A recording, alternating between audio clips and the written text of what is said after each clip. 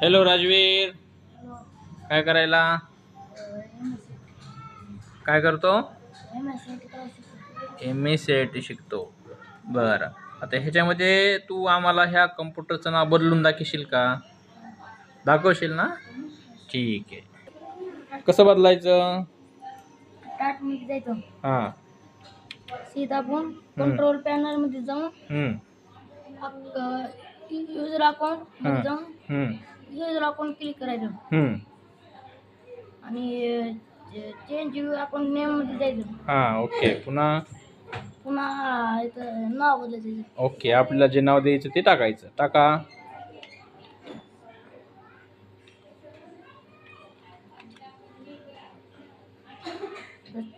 Change नेमला click. Okay, आता आपल्या कम्प्युटरचं काय झालं, नाव बदललंय. Okay, thank you.